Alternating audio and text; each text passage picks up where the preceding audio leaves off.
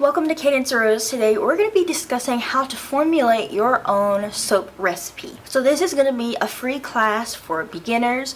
Of course, if you are somebody who has already gotten into formulating a recipe or has been making soap, this is going to be redundant, but this is for beginners. But yeah, so I'm going to be going over all of the basics so that you can get started formulating your recipe, so you can make your own recipe with ingredients you want to use, and you can make your own soap recipes if you're trying to experiment with that. And my name is Cadence Rose. I have a soap making company. I have made lots of soaps, and of course, all of the soaps I make from my business are formulated by me, and they are formulated specifically for the needs of my customers or something that I've always wanted. So I have made lots of recipes, and I have also had lots of trial and error. So I want to give you guys some tips and tricks on things to know when you're formulating a recipe and how to do different things like that. So yeah, let's go ahead and get started. So the first thing we're going to go over is some different oils, the most common oils that you can use in soap making and what they're best for, and kind of their ranges for how much you can use in a soap. One is olive oil or olive oil pumice. Olive oil pumice is cheaper than traditional olive oil. They both give the same good benefits, but if you are looking for a better price, olive oil pumice is the way to go. Olive oil is a more gentle oil in soap recipes. It won't be stripping or overly cleansing, but it does give a good lather. One thing to know, if you put more olive oil in your recipe, like if you make a 100% olive oil soap, it will take longer to cure. It's recommended to cure for about 6 months to a year, and that's because it just takes longer for it to cure and for it to make a bar of soap that lasts longer in the shower. But olive oil soap does have a good lather. One thing to know, olive oil in soap will make a nice hard bar too. So once it does set up, you will need to cut it because it will get hard at some point. Next is castor oil. This is a liquid oil that is known for its good lather benefits. So it does great for lather if you want to boost some lather in your soap. I would not use castor oil over 10%. The average is normally about 5%, but you can go up to about 10% because having more castor oil in the soap will make it slimy and it won't last as long, and it's not a good bar of soap. But it is best used in small quantities, and it does make a great impact. It's just it has to be a part of other oils in your recipe. Next is coconut oil. Now, coconut oil is one of my favorite oils in soaps. It is a very good cleansing soap, so that's why you see some people, if they don't put any super fat in the soap, it can be used for washing laundry and dishes because it has very good cleansing properties. It has a great lather to it, and of course it can be used everywhere if you put a decent super fat with it. It makes a very hard bar, and I would recommend with a coconut oil soap, especially if you're using it in 100% coconut oil, that you do a higher super fat. So we'll get into this more later, but a super fat is the amount of oil in the soap that will not be turned into soap. So it's extra oil that acts as a buffer and as like adding moisturizing properties to the soap. Instead of doing the average 5%, you would probably go up to around 20 to 25, because some people find that coconut oil strips and overly cleanses their skin. But you can of course adjust that based on your skin needs or whatever you're planning to do with the soap. But it is a great oil in soap recipes. It is not super expensive, and it's great especially if you add other oils too, but you can make it 100% coconut oil soap. Next is rice bran oil. Rice bran oil is a great oil that is not super expensive, and it's a great oil in soap recipes. It does have a good lather, and it does add a nice gentle aspect to the soap. Now, rice bran oil is not a soap you would want to use in super high quantities. Like if you made a 100% rice bran oil soap, it would be a very soft bar of soap. Not soft or slimy like a castor oil soap, but it wouldn't be as hard. Like I made a rice bran oil soap last year in October, and I could still cut that soap like butter today because it just has a softer texture. It is a little bit more prone to spoiling faster than something like a coconut oil soap. If you made a 100% coconut oil soap today, it could last for decades. So rice bran oil and soap is best used working with other oils. So I use it in my recipes at about 25%, and it works really well for adding a gentle aspect to the soap. It is a great oil, a great liquid oil that is not super expensive. Shea butter. Now shea butter is another one that is an amazing staple oil in soap making. This is one of the more affordable butters.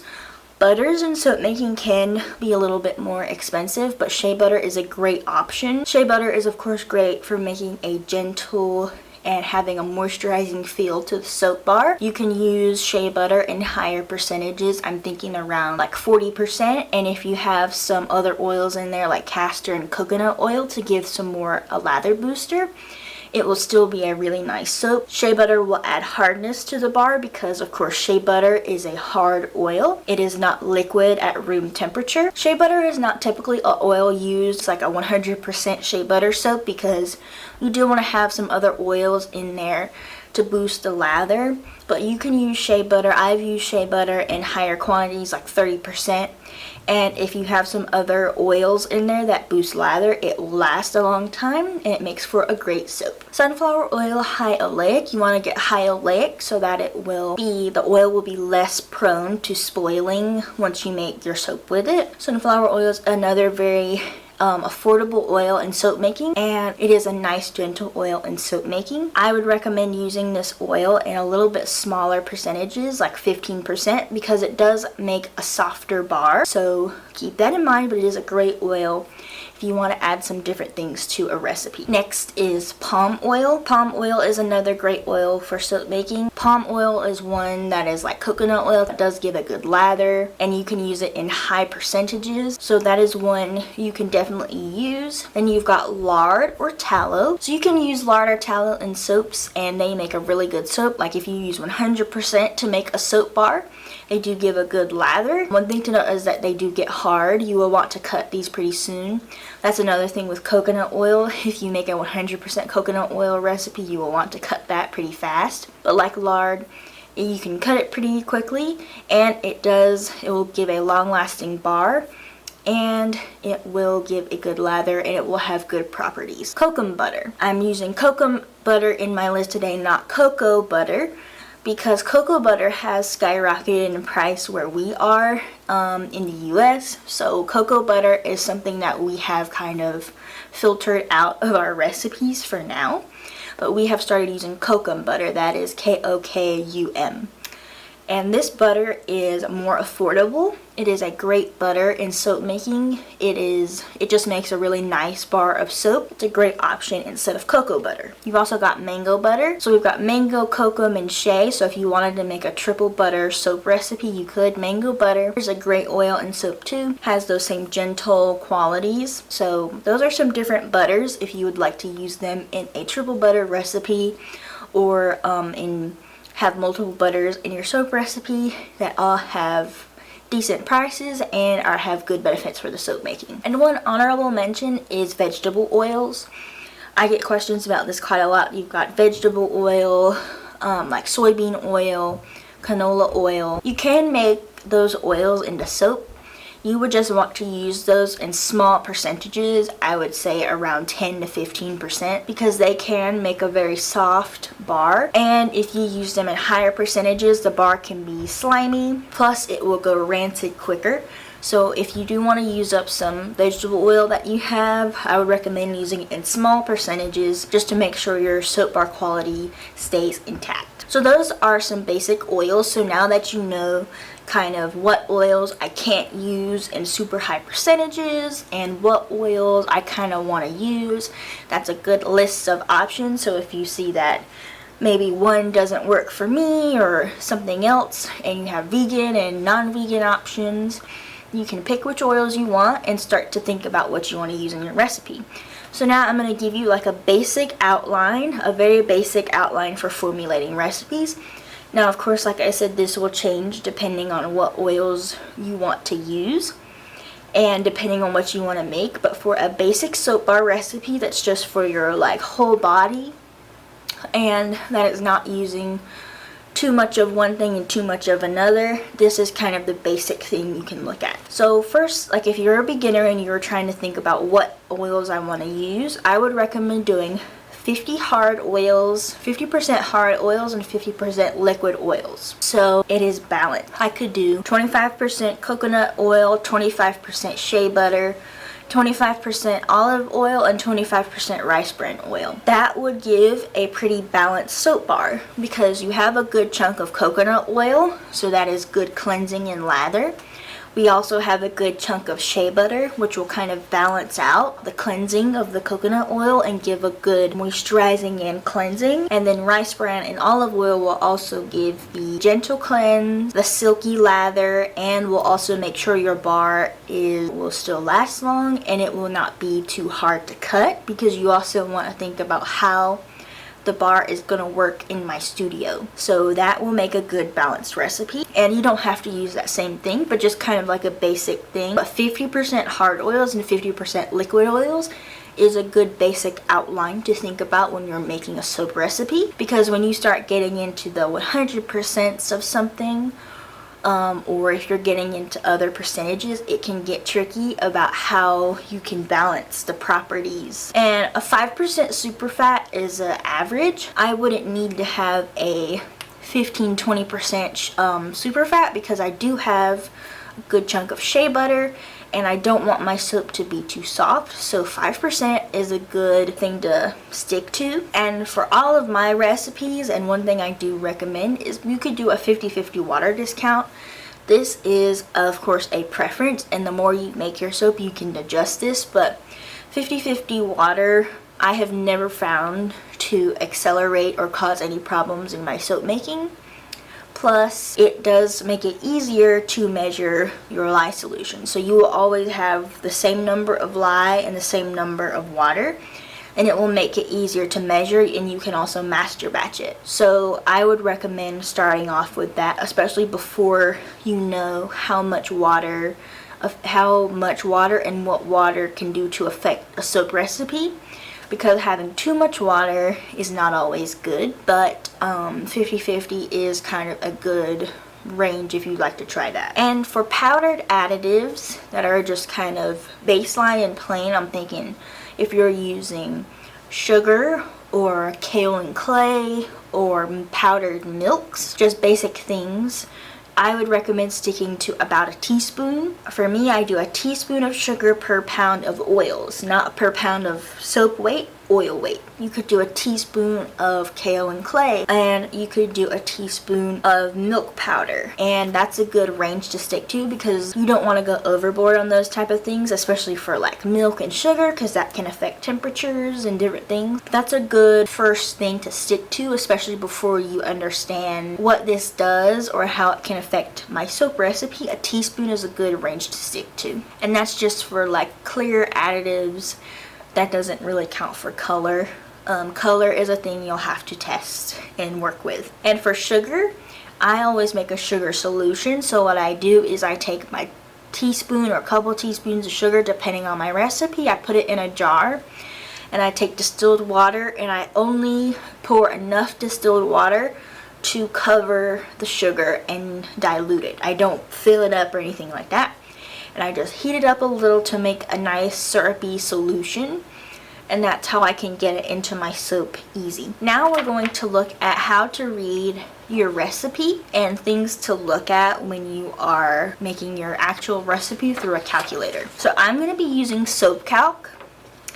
I do know that Soap Calc has been having some hiccups as of late, so if you don't want to look at ads, Wholesale Supplies Plus has a soap calculator that is literally almost identical. So if you would like to use something else, you can use that because it's basically the same. So this is the recipe. It looks a little crazy right now. Also, this is not going to be a soap calculator tutorial. I have a free soap class video where I go over the whole process, and at the end of the video I will put some timestamps of that section where I do a soap calculator tutorial on how to key in the different oils and amounts. Today we're just going to be looking at when you're on the print section, you've got everything laid out, how to read and to look at what this recipe means and how good it is. So for this recipe here, I have 25% coconut oil,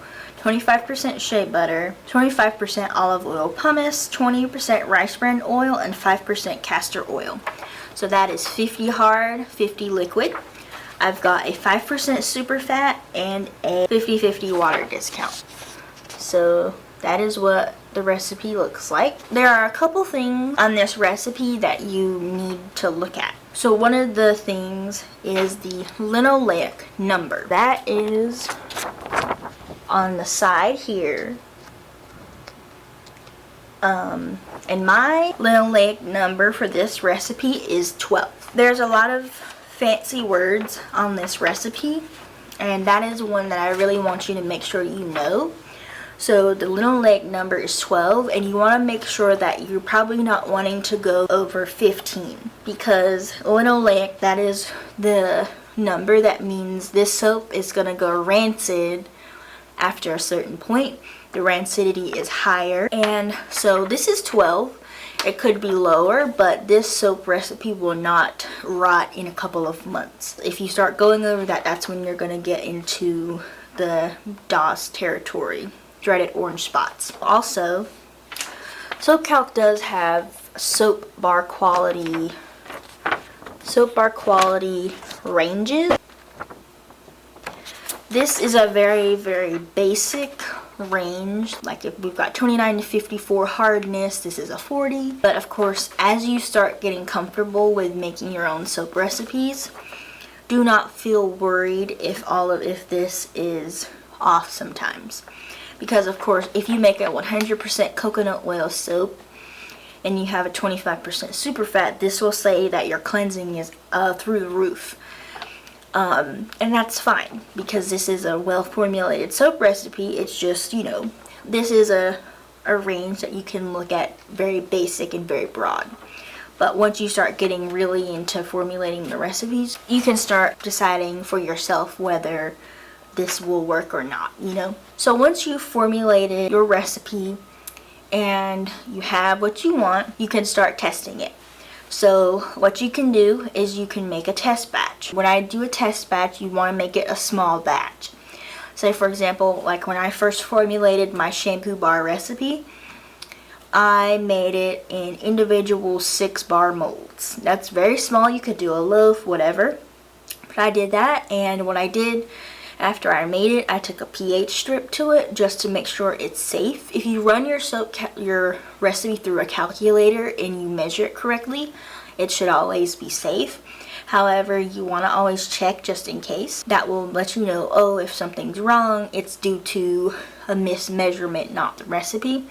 But you want to test it. And then also, I took a bar to my shower and I let some of my family members take it to a shower, and we tested it. You can do a lather test after about 48 hours when it's done saponifying to see how the lather is at that point. And then you can also do a lather test after it's done curing to see how much it changed, and if you like the lather, if you like the texture of the feel of the soap. Like I said, you can also take the soap to your shower and see how you like it. It didn't last very long or something like that. You don't like the texture of it. You don't like a certain thing about it. You can test it like that. So that's a good way to gauge whether the soap bar is good. And of course, if you really want to be super good at making soap recipes, the best way to get better at it is to just start making your recipes. That's how I learned the best. You can watch as many videos as you want and you can do different things, but the best way to learn is to just go ahead and start making some recipes. And it is okay if you make a recipe and it doesn't come out good, or you change the recipe and you've had a problem or something like that. Like we've had that where, you know, we wanted to cycle one oil out and we used another oil. We made a recipe with a different oil and the soap didn't come out like we wanted. But that's okay. That's why I say you make small batches, you test and you try, and it's okay to experiment. Make sure you run it through a calculator and you make sure it's safe. But those are some good parameters if you are wanting to make a good balanced recipe. If you have questions about certain oils that you're curious about that I didn't mention, leave them down below. And of course, comment down below where you're from. I love to see that. So thank you guys for joining me with this soap formulation recipe class. And make sure to like and subscribe. And I'll see you guys in my next video.